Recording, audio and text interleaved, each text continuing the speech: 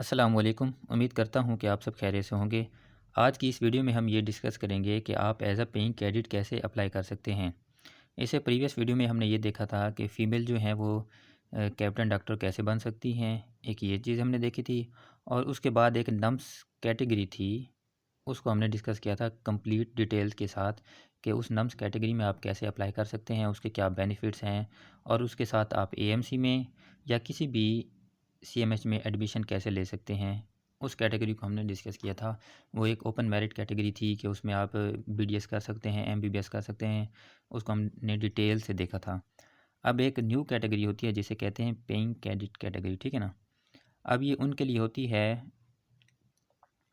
जिनका बैकग्राउंड होता है वो आर्म फोर्सेस होता है, ठीक है ना। कि अगर आप आर्म फोर्सेस बैकग्राउंड से बिलोंग करते हैं तो आपको इसके क्या बेनिफिट्स मिलेंगे, कौन कौन से बेनिफिट्स होंगे जो आपको मिलेंगे। आप एमबीबीएस कर सकते हैं, बीडीएस कर सकते हैं या नहीं कर सकते।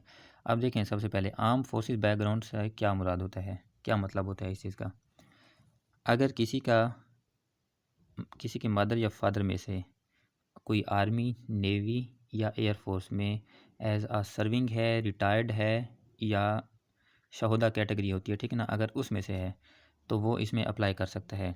उसके अलावा सिविलियन कैटेगरी है तो वो इसमें अप्लाई नहीं कर सकता, क्योंकि पाकिस्तान आर्मी, नेवी और एयरफोर्स तीनों में एक तो यूनिफॉर्म की जॉब होती है और एक जो कैटेगरी होती है वो सिविलियन की होती है। अगर किसी के मदर या फादर में से कोई सिविलियन कैटेगरी में है तो वो इसमें अप्लाई नहीं कर सकता। सिर्फ वो इसमें अप्लाई करेगा, मेल और फीमेल दोनों अप्लाई कर सकते हैं। इसमें सिर्फ वो स्टूडेंट अप्लाई कर सकते हैं जिनके मदर या फादर सिर्फ इन दो में से, ये नहीं कि किसी के अंकल है, मामू है या कोई भी, वो भी नहीं। सिर्फ मदर या फादर में से कोई आर्मी, नेवी या एयरफोर्स में अभी सर्व कर रहा है या रिटायर्ड है या कोई भी, ठीक है ना। तो ये कैटेगरी है, तब आप इसमें अप्लाई कर सकते हैं और ये वीडियो जो है आपके लिए बेनिफिशियल होगी।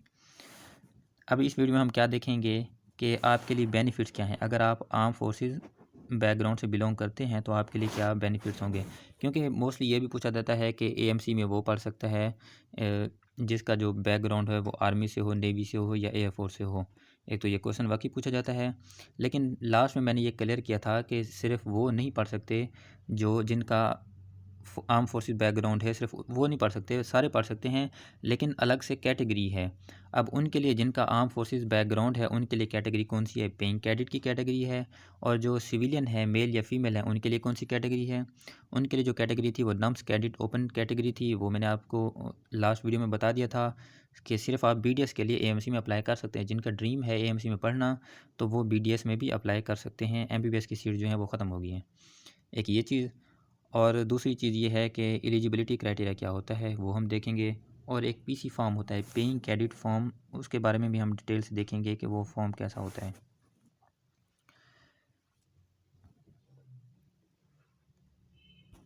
अब देखें, आपके सामने है ये how to join as a paying cadet. आप पेइंग कैडिट एज अ कैसे ज्वाइन कर सकते हैं। सबसे पहला पॉइंट है, इसमें मेल और फीमेल दोनों अप्लाई कर सकते हैं, ठीक है ना। इस कैटेगरी में मेल और फीमेल दोनों अप्लाई कर सकते हैं। अब सेकंड पॉइंट जो कि मोस्ट इम्पोर्टेंट है, इसमें क्या है, should have arm forces background. Army, navy या पीएफ में, ठीक है ना, आर्म फोर्सेस बैकग्राउंड होना चाहिए, सिविलियन नहीं होने चाहिए, आर्म फोर्सेस बैकग्राउंड होना चाहिए, ठीक है ना। अब कौन कौन होने चाहिए, मदर या फादर में से। और कुछ ये पूछते हैं कि उनके फादर उनके मामू या अंकल कोई भी रिलेटिव में से कोई आर्मी में है या नेवी में है या एयरफोर्स में है, वो इस कैटेगरी में अप्लाई कर सकते हैं। बिल्कुल भी नहीं अप्लाई कर सकते। सिर्फ मदर या फादर में से कोई रिटायर्ड है, सर्विंग है, तो ही इसमें अप्लाई कर सकते हैं। अब देखें इसकी कैटेगरीज़ कौन कौन सी होती हैं। Paying cadet, as a paying cadet जो कैटेगरीज होती हैं वो होती हैं रिटायर्ड, सर्विंग या शहोदा, ठीक है ना। अब ये तीन कैटेगरीज होती हैं। अगर कोई रिटायर्ड है, किसी के मदर या फादर में से कोई सर्विंग है और कोई शहोदा कैटेगरी में आता है तो वो भी अप्लाई कर सकता है। और हर कैटेगरी का डिफरेंट ना क्या होता है, मेरिट होता है। अब ये क्वेश्चन ये भी पूछा जाता है कि इसमें जो मेरिट होता है वो क्या होता है, इसको हम देख लेते हैं बाद में आके। अच्छा, आपको अब क्या करना होगा, अगर आपकी ये कैटेगरी है तो आप इसमें कैसे अप्लाई कर सकते हैं। सबसे पहले आपकी जो एफएससी है वो कंप्लीट होनी चाहिए, मतलब आपने एफएससी पार्ट 2 के एग्ज़ाम दे लिए। उसके बाद आपका एक नम्स टेस्ट कंडक्ट होता है, नम्स एमडी कैट उसे कहते हैं, ठीक है ना। एक होता है सिंपल एमडी कैट, ये मैंने लास्ट वीडियो में बताया था। और एक होता है नम्स एमडी कैट जो कि एएमसी के अंदर या किसी भी सीएमएच के अंदर, नम्स एफिलिएटेड मेडिकल कॉलेजेस के अंदर एडमिशन एमबीबीएस या बीडीएस करने के लिए आपको नम्स एमडी कैट देना होता है, ठीक है ना। आपको वो एक नम्स टेस्ट देना होगा, एक चीज़ ये। और एडिशनल आपके लिए क्या है, आपने एक फॉर्म लेना है जिसे कहते हैं PC form, paying candidate form. वो जो पेइंग कैंडिडेट फॉर्म है वो आपको कहाँ से मिलेगा, जीएचक्यू से मिल जाएगा, जो कि जनरल हेडक्वार्टर है आर्मी के लिए, ठीक है ना। और एनएचक्यू जो कि नेवल हेडक्वार्टर है नेवी के लिए, और एएचक्यू जो कि एयर हेडक्वार्टर है एयरफोर्स के लिए, ठीक है ना। या अगर आपके फादर या मदर में किसी यूनिट में सर्विंग हैं तो वो उन वहाँ से भी आपको ये फॉर्म मिल जाता है ईज़िली। नहीं तो जीएचक्यू, एनएचक्यू या एएचक्यू, इन तीन जो हेड क्वार्टर हैं वहाँ से आपको ये फॉर्म मिल जाएगा। और हर साल ये जो फॉर्म होता है ये अपडेट होता है, ठीक है ना। तो ये आपने अपडेटेड फॉर्म लेना होता है वहाँ से, ठीक है ना। अब आपने नम्स में सबसे पहले रजिस्ट्रेशन करवानी होती है। जैसे ही नम्स का जो ये फॉर्म है ये भी लाइव हो जाएगा नम्स के, जब नम्स की रजिस्ट्रेशन स्टार्ट होगी तो ये जो फॉर्म है ये आपको इन सेंटर से मिल सकता है। चाहे आप सबसे, क्योंकि नम्स का जो टेस्ट है वो बाद में कंडक्ट होता है और उसकी जो रजिस्ट्रेशन है वो पहले हो जाती है ओबियसली। जब आप लोग नम्स की रजिस्ट्रेशन कर देंगे, मतलब जब नम्स का पोर्टल ओपन होगा रजिस्ट्रेशन के लिए, तो आप उसकी रजिस्ट्रेशन कर देंगे। उसके बाद क्या होगा, उसके बाद आपने पीसी फॉर्म लेना होगा, पीसी फॉर्म को सबमिट करना होगा। मतलब इसके 3 से 4 पेजेस होंगे, उनको आपने फ़िल करना होगा। अच्छे तरीके से फ़िल करने के बाद आपने क्या करना होगा, उस फॉर्म के साथ रिक्वायर्ड डॉक्यूमेंट्स होंगे, आपके प्रूफ होंगे कि आप जो फादर या मदर सर्विंग है, रिटायर्ड हैं या किस कैटेगरी में हैं, नेवी में है, एयरफोर्स में, उनकी स्लिप होती है, जो कुछ भी है वो प्रूफ के तौर पे आपने उसको ऐड करना होगा। और डिफरेंट आपके डॉक्यूमेंट्स होते हैं जिसमें आपका डोमिसाइल, मैट्रिक की सर्टिफिकेट, पार्ट 1 का सर्टिफिकेट, और उनको अटेस्ट कराना होता है। वो भी उस चेक लिस्ट आपको प्रोवाइड की जाती है उस फॉर्म के साथ कि आपने ये डॉक्यूमेंट्स भेजने होते हैं। तो इन सब को आपने सबमिट करवा देना होता है, ठीक है ना, जीएच की तरफ। इसको आप मेल कर दें, नहीं इसको आपने फिजिकली डॉक्यूमेंट्स सबमिट करवाने होते हैं। आप इसको कोरियर के थ्रू भी भेज सकते हैं, किसके थ्रू, पाकिस्तान पोस्ट के थ्रू, ठीक है ना। तो आपके ये जीएचक्यू पहुँच जाते हैं, या इसको आप खुद जाके भी दे सकते हैं। तो ये फॉर्म सबमिट करने के बाद क्या होगा, जब आप फॉर्म सबमिट करवा देंगे, इसके ऊपर आपने जो नम्स की रजिस्ट्रेशन करवाई होगी वो भी, उसकी एक डिपॉजिट स्लिप होती है, वो भी आपने वहाँ पे ना लिखना होता है। अच्छा, क्योंकि आपका टेस्ट तो नहीं कंडक्ट हुआ होता, इस वजह से आप मार्क्स उसमें ऐड नहीं कर सकते। आप ये फॉर्म सबमिट करवा देंगे। उसके बाद क्या होगा, उसके बाद आपका होगा नम्स का टेस्ट। लास्ट ईयर जो नम्स का टेस्ट था वो 14 सितंबर को हुआ था, ठीक है ना। अब इस बार कोई पता नहीं है, जब कोई भी डेट आएगी तो आपको इन्फॉर्म कर दिया जाएगा साथ साथ कि इसकी रजिस्ट्रेशन कब स्टार्ट हो रही है या इसका टेस्ट कब कंडक्ट होने जा रहा है। अब लास्ट का मैं आपको बता दूं कि लास्ट जो हुआ था वो 14 सितंबर को हुआ था नम्स का टेस्ट। और जो फॉर्म सबमिट करवाने की लास्ट डेट थी, ये सुन लें, देखिए मैं इधर लिख रहा हूँ, जो नम्स का टेस्ट था वो 14 सितंबर को हुआ था, और जो फॉर्म सबमिट करवाने की डेट थी वो थी आई थिंक 8 सितंबर थी, ठीक है ना। और ये थी पीसी फॉर्म सबमिट करवाने की लास्ट टाइम डेट थी, ठीक है ना। इन दो डेट्स को आपने अपने माइंड में रखना है, ये लास्ट टाइम की डेट्स हैं, ठीक है ना। तो आपने पहले फॉर्म सबमिट करवा दिया था, उसके बाद ही आपका जो टेस्ट था वो कंडक्ट हुआ था। अब आपने क्या करना है, आपका जो फॉर्म है वो भी सबमिट है और आप नम्स में अपेयर भी हुए हैं और आपका नम्स क्लियर भी हो गया, ठीक है ना। अब जो नम्स का रिज़ल्ट है वो आपका 7 डेज़ बाद आता है, ठीक है ना। 7 डेज़ बाद आपका नम्स का जो रिज़ल्ट है वो आ जाता है। उसके बाद आपने क्या करना होता है, उसके बाद उनके पास भी आपका रोल नंबर भी होता है, रोल नंबर या अगर इशू हो गया हो तो रोल नंबर भी होता है, नहीं तो आपकी जो डिपॉजिट आईडी होती है वो उनके पास होती है। नहीं तो आपने क्या करना होता है, जो नम्स का आपका रिज़ल्ट है उसको आपने प्रिंट आउट करना होता है, उसको अटैच करवा के जीएचक्यू भेज देना होता है। और साथ में वो जो पीसी फॉर्म था उसकी वो डिटेल 1-2 होती हैं, वो मैं बता दूंगा आपको कैसे करना होता है। वो आप जीएचक्यू सबमिट करवा देंगे या उनके पास वो खुद भी चेक कर लेते हैं, ठीक है ना। एक ये चीज़ होगी, वो मैं आपको साथ साथ बता दूंगा। आपने नम्स का जो फॉर्म है वो भी सबमिट करवा दिया और आपका नम्स जो था वो भी क्लियर हो गया। अब इसके बाद क्या होगा, इसके बाद ये नहीं कि आपका मेरिट बनना शुरू हो जाएगा, बिल्कुल भी नहीं। इसके बाद आपने अगेन क्या करना है, देखिए ये 6 पॉइंट था, submit PC form and appear in नम्स टेस्ट। ये करने के बाद आपने क्या करना है, 7th स्टेप है, आपका नम्स जो पोर्टल है वो अगेन, इसके बाद जो नम्स का पोर्टल है वो अगेन ओपन होगा। एक फर्स्ट टाइम तो रजिस्ट्रेशन के लिए ओपन हुआ था ना, अब आपके एडमिशन के लिए ओपन होगा, ठीक है ना। नम्स का जो पोर्टल है वो अगेन ओपन होगा। अब जो भी जिसने भी पीसी कैटेगरी पे अप्लाई किया था और अपना फॉर्म सबमिट करवाया था, तो वो क्या करेगा, नम्स के पोर्टल पे जाएगा, वहाँ पे सिलेक्ट करेगा, ठीक है ना, अपनी सारी डिटेल देगा और सिलेक्ट करेगा। नम्स का जो पोर्टल होगा वो अगेन ओपन होगा, आपने वहाँ पे एडमिशन के लिए अप्लाई करना है। अच्छा, अब हम ये देख लेते हैं, इससे पहले 2025 से पहले क्या होता था, आप नम्स के पोर्टल पे जाते थे, तो उसमें अप्लाई करते थे, ठीक है ना।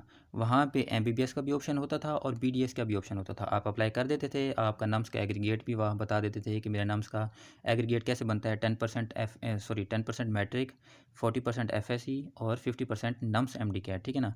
इनको वो ऐड करके एक एग्रीगेट बनाते थे, ठीक है ना। और वो आप वहाँ पे अप्लाई कर देते थे कि मेरा एग्रीगेट इतना है, वो आप वो बना देते थे एग्रीगेट। उसके बाद आप क्या सिलेक्ट करते थे, एमबीबीएस एएमसी में भी सिलेक्ट कर सकते थे और बीडीएस भी एएमसी में सिलेक्ट कर सकते थे। और जो मेरिट पे आ जाते थे, डिफरेंट कैटेगरी थी, रिटायर्ड, सर्विंग, जो शोहदा की कैटेगरी थी। उसके बाद आपका अलग अलग मेरिट बनता था और जिनका नाम आता था उनको कॉल कर देते थे कि आप एएमसी में आएँ, फ़ीस सबमिट करवाएँ और आप पढ़ना शुरू कर दें। 2025 से पहले एमबीबीएस का ऑप्शन था आपके लिए, ठीक है ना, एएमसी में।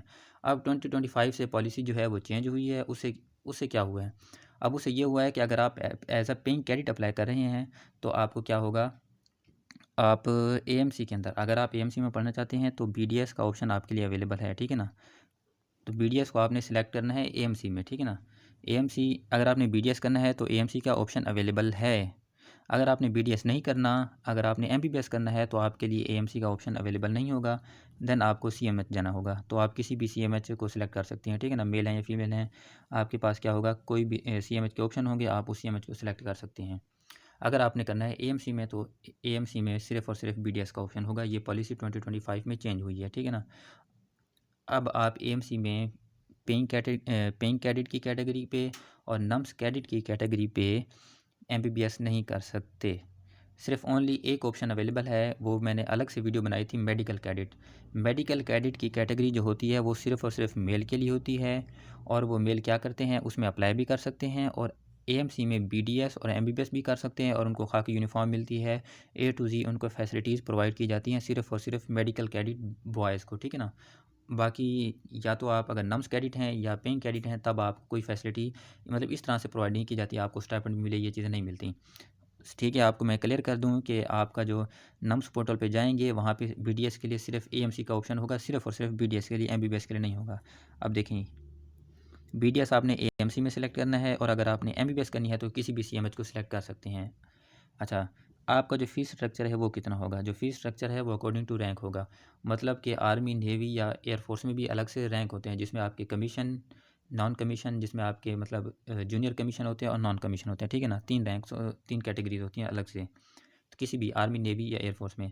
अब जो ये फ़ीस स्ट्रक्चर है अकॉर्डिंग टू रैंक होगा। अगर किसी का मदर या फादर में से जो रैंक था, मतलब फ़र्ज़ करें आर्मी, नेवी या एयरफोर्स में, ठीक है ना, वो कहाँ से था, वो सिपाही से शुरू होकर जेसीओ तक गया था, जूनियर कमीशन ऑफिसर, यहाँ तक उनका रैंक था या है। तब उनके लिए जो फ़ीस स्ट्रक्चर है ऑलमोस्ट वो 4 lakh to 6 lakh per year है, ठीक है ना। तकरीबन 6 लाख जो आपकी फ़ी है वो सालाना है। अगर आपने एमबीबीएस करना है या बीडीएस करना है, ये इनके लिए है, ठीक है ना। आपकी जो एएमसी के अंदर फ़ीस है वो आपकी इतनी होगी। और उसके बाद अगर जो वो रैंक है वो कमीशन ऑफिसर में आ जाता है, मतलब अगर आर्मी में देखें तो वो सेकंड लेफ्टिनेंट से शुरू होता है और कमीशन ऑफिसर से रैंक शुरू होता है, तब आपकी जो फ़ी है वो इंक्रीज़ हो जाती है। वो तकरीबन 8 से 9 लाख के दरमियान होती है। वो हो सकता है कि डिफरेंट भी होगी, लास्ट टाइम तो इस तरह इतनी होती थी। अब उनकी पॉलिसी चेंज होती रहती है कि वो जो फ़ी है वो आपको वैसे भी बता देंगे, जब आपका नाम आएगा तो वो आप वहाँ से भी कंफर्मेशन कर सकते हैं कि मेरी फ़ी कितनी है। अब ये जो फ़ीस स्ट्रक्चर था वो एएमसी का था। अब पहले मैंने आपको बताया है कि जो एएमसी में आप बीडीएस और एमबीबीएस दोनों चीज़ें कर सकते थे 2025 से पहले तक। अब जो ये है कि ओनली बीडीएस का ऑप्शन एएमसी में अवेलेबल है, लेकिन जो एएमसी का जो सीएमएच में आप क्या कर सकते हैं, सिर्फ़ और सिर्फ एमबीबीएस कर सकते हैं। अब जो एमबीबीएस की प्राइवेट सीएमएच में प्राइवेट फ़ी होती है वो तकरीबन 20 लाख से 30 लाख के दरमियान सालाना होती है, वो प्राइवेट फ़ीस होती है, ठीक है ना। लेकिन आपकी जो फ़ी है वो कम होगी, वो भी आपको बता देंगे। किसी ऑलमोस्ट वो 40, 50, 60% वो आपको डिस्काउंट करते हैं क्योंकि आप as a paying cadet apply कर रहे हैं। तो वो भी उनकी पॉलिसी चेंज है कि वो उनकी कितनी फ़ी होगी, ऑलमोस्ट होती बहुत कम फ़ीस है ना आपकी, मतलब as compare to private student आपकी फ़ी कम होती है, वो आपको बता देंगे। एक ये चीज़। अब 2024 से पहले यही होता था कि आप एमबीबीएस के लिए, बीडीएस के लिए एएमसी को भी सिलेक्ट कर सकते थे और उस एमसी ये था कि पेइंग कैडेट की जो सीट थी ना, वो 70 सीट थी तकरीबन एएमसी के अंदर, और बाकी जितने भी सीएमएच थे उसमें आपकी मतलब किसी में 10 किसी में 5 इस तरह से सीट्स की डिवीज़न होती थी। और जब आप अपना पेइंग कैडेट का फॉर्म सबमिट करवाते थे तब भी आप उसको प्रायोरिटी देते थे कि मैं एएमसी को फर्स्ट प्रायोरिटी दे रहा हूँ या दे रही हूँ। उसके बाद सीएमएच लाहौर, कराची, इस तरह उनको ना अलग आप कैटेगरी सॉरी प्रायोरिटी देते थे 1-2 के हिसाब से, ठीक है ना? तब आपकी सिलेक्शन होती थी उसमें। अब उसमें ये होता था कि आप अगर आपकी सिलेक्शन हो जाती है पेइंग कैडेट की, तो उसमें आप एएमसी के अंदर भी खाकी यूनिफ़ॉर्म, फ़ीमेल के लिए क्या एक यूनिफ़ॉर्म होती है खाकी साड़ी, और मेल के लिए भी एक यूनिफ़ॉर्म होती है, ठीक है ना? तो आप उसमें अपनी स्टडी जो थी वो कंप्लीट करते थे एएमसी के अंदर। और अगर आपकी सिलेक्शन हो जाती थी किसमें, सीएमएच के अंदर, तब भी आप खाकी साड़ी में अपना एमबीबीएस या बीडीएस कंप्लीट करते थे, ठीक है ना? ये था। अब दोबारा से वही आपकी ये चीज़ तो है पड़ी कि आपकी ये जो यूनिफ़ॉर्म है वो आपकी ये साड़ी होगी, ठीक है ना? इसमें आप स्टडी कंप्लीट करेंगे। अब नेक्स्ट क्या है, आपको स्टाइपेंड कोई नहीं मिलता। ये नहीं कि आप अगर आपकी जो कैटेगरी है पेइंग कैडेट की कैटेगरी है तो आपको हर मंथ जो है स्टाइपेंड मिलता रहे, वो स्टाइपेंड आपको बिल्कुल भी नहीं मिलता, ठीक है ना? ये स्टाइपेंड सिर्फ़ और सिर्फ़ बॉयज़ को मिलता है। अब मैं ये बताना चाहता हूँ, आपको एक एडवाइस दूँगा, जो बॉयज़ हैं जिनकी पेइंग कैडेट की वो कैटेगरी में आते हैं, अगर वो इस कैटेगरी में अप्लाई करने के लिए एलिजिबल हैं, उनको मैं ये एडवाइस दूँगा, वो एक अलग कैटेगरी होती है, वो होती है मेडिकल कैडेट की, जिसमें सिर्फ़ और सिर्फ़ बॉयज़ अप्लाई कर सकते हैं। अब उसमें फ़ायदा क्या होता है, उनको स्टाइपेंड मिलता है, वो अलग से वीडियो मैंने आपको बता दी थी। लेकिन अभी जो हमारा कंसर्न है वो ये है कि आपको स्टाइपेंड इसमें नहीं मिलता अगर आप इस कैटेगरी में अप्लाई कर रहे हैं। और ये है कि कुछ का ये क्वेश्चन होता है कि जैसे ही हम एमबीबीएस कंप्लीट करेंगे इस कैटेगरी के ऊपर, पेइंग कैडेट की कैटेगरी के ऊपर, तो क्या हम डायरेक्ट आर्मी ऑफिसर बन जाएंगे या आर्मी के डॉक्टर बन जाएंगे? नहीं, तब भी आप आर्मी के डॉक्टर नहीं बनेंगे। तब आपको अलग से कमीशन के लिए अप्लाई करना पड़ेगा। मतलब ये है कि जब आपका एमबीबीएस कंप्लीट हो जाएगा उसके बाद अलग से जीडी एमओज़ की क्या आती हैं, वैकेंसीज आती हैं जनरल ड्यूटी मेडिकल ऑफिसर्स की। उसमें मेल और फीमेल दोनों अप्लाई कर सकते हैं। करने के बाद आप, जब आपकी सिलेक्शन हो जाती है, तब आपकी 6 वीक्स की ट्रेनिंग होगी पीएमए के अंदर। पीएमए के ट्रेनिंग के बाद आपको जो पास आउट किया जाएगा वो कैप्टन डॉक्टर की रैंक, आपको कैप्टन डॉक्टर को जो रैंक है वो मिलेगा। उसके बाद आप किसी भी आर्मी जो हॉस्पिटल है ना, जिसमें जितने भी सीएमएच है वहाँ पे आप क्या कर सकते हैं, सर्व कर सकते हैं। तो ओवरऑल ये इन्फॉर्मेशन थी जो शेयर करनी थी आपसे। अब क्वेश्चन ये पूछा जाता है कि इसका जो मेरिट है वो कितना होता है। अब देखें, मेरिट जो है वो बहुत ज़्यादा फ्लक्चुएट करता है हर साल।